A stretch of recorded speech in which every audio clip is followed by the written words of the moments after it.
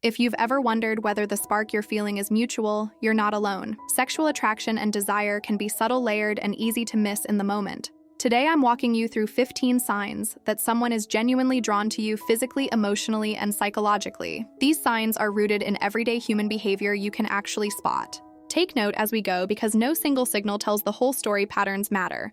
And don't miss. Sign number 7, it's one of the strongest, most reliable clues you'll encounter. Sign number 1. Their eyes keep returning to you and linger. Eye contact is the social glue of attraction. When someone is drawn to you, they don't just glance, they check back. You may notice them holding your gaze a beat longer than normal, or tracking your expressions as you speak. They glance from your eyes to your mouth and back again, especially if they're thinking about a kiss. Even in a group, they'll keep refinding you in the room. The feeling is that they're tuned to your channel and subtly prioritizing it. Sign number 2. Their body points toward you and mirrors your movements. Attraction often shows up in posture and orientation. If a person's torso, hips, or feet angle toward you, they're inviting connection. Mirroring is another giveaway. You reach for your drink, they reach for theirs. You lean in, they lean in. This isn't calculation, it's the body's way of synchronizing with someone it wants to be closer to. You'll also see open body language, uncrossed arms, relaxed shoulders, because openness promotes closeness. Sign number 3. They close the distance whenever they can. People who want more of you try to get physically closer in low-stakes ways. They'll stand beside you at a crowded bar when they could have stayed across the room, or slide into the seat next to you rather than across the table. Watch for those micro choices that shrink the space between you, leaning in to hear you even when the room isn't that loud, lingering when the conversation could end, or offering a short walk that stretches into an hour. Sign number 4. They find excuses for touch and respond well when you touch back. Not all touch is equal. Interested people look for light, socially acceptable ways to bridge the gap. Brushing an invisible lint off your sleeve, a guided hand as you step off a curb, a quick high five that lasts half a second longer than it needs to. What really matters is reciprocity. If you touch their forearm to emphasize a point, and they soften, smile, or touch you moments later, that's a strong cue. If they pull away or stiffen, respect that boundary and take the hint. Attraction always includes consent. Sign number 5.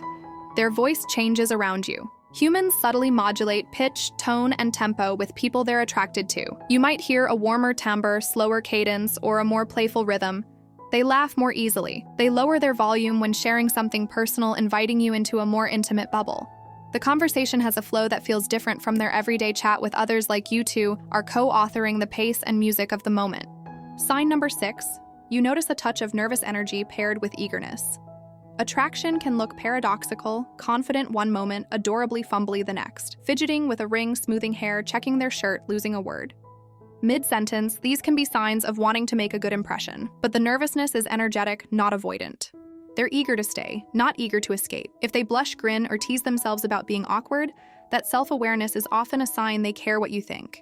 Sign number 7. They remember tiny things you say and bring them up later. Don't miss this one. Attention is a premium currency in a distracted world, and attraction allocates attention like a spotlight. If someone recalls your favorite coffee order, unprompted asks how your meeting went 2 days later, or texts you a song that matches a story you told, they're not passively listening, they're tracking you because you matter. This isn't performative, it's the kind of memory that happens when your brain tags something as important. Sign number 8. They make time and they keep making it. Words are nice, but calendars tell the truth. People motivated by desire find ways to see you even when their schedule is busy. They propose specific times, not vague sometime promises. They reschedule when something falls through. They look for recurring touch points, weekly lunches, a standing walk, a shared class. The pattern is consistency. The signal says, I don't just want a moment, I want momentum. Sign number 9, playful teasing that feels like flirting, not criticism. Healthy attraction often includes a dose of humor that creates inside jokes and good-natured challenges. They might mock your dramatic coffee order or claim they'll beat you at trivia, but the tone is affectionate and never cuts. They're attentive to your reactions and back off if a line is crossed. Teasing in this style builds chemistry because it dances at the edge of intimacy while reassuring you that you're safe. Sign number 10. Their digital behavior gives them away. In a world where phones are extensions of ourselves, attraction leaves a screen trail. Quick replies, enthusiastic responses, and occasional double text signal priority. They send you things that made them think of you, memes, playlists, a photo of the street taco spot they want to try with you. They react to your stories, and not just the ones where you look your most polished. They like the messy real-life moments too. They might check in late at night or first thing in the morning because you're top of mind. Sign number 11. A bit of protective curiosity or light jealousy peeks through. This isn't about control or possessiveness, those are red flags. But a person who's drawn to you will be curious about your social world. They'll ask who you were with, not to police you, but because your relational landscape matters to them. If someone flirts with you in front of them, they may lean in closer, touch your back, or step up the banter. The key is that it feels warm, not territorial. They're signaling, I see you and I want to be seen with you. Sign number 12. They start weaving we into the conversation. Desire tends to nudge us into future thinking. You'll hear small invitations that project you forward together. We should try that new sushi place. We'd crush that hiking trail. Next month's concert would be our vibe. They're not mapping out your 5-year plan. They're imagining near-future experiences that double as a gentle test of compatibility. When attraction is mutual, those we moments feel effortless. Sign number 13. They want your world to meet theirs and vice versa. Someone who's into you often opens doors to their friends or expresses enthusiasm about meeting yours. They mention a game night and ask if you'd like to join. They're curious about your roommate or your sister you talk about all the time. On social media, they might interact in ways that make your connection visible to others. They're not hiding you, they're proud, and that pride is a quiet but powerful sign of desire. Sign number 14. Compliments include your physicality delivered with respect. Attraction has a body. You'll hear appreciation for how you look in that jacket, how you smell the way you move, or the spark in your smile. The tone matters, genuine, specific, and never pushy.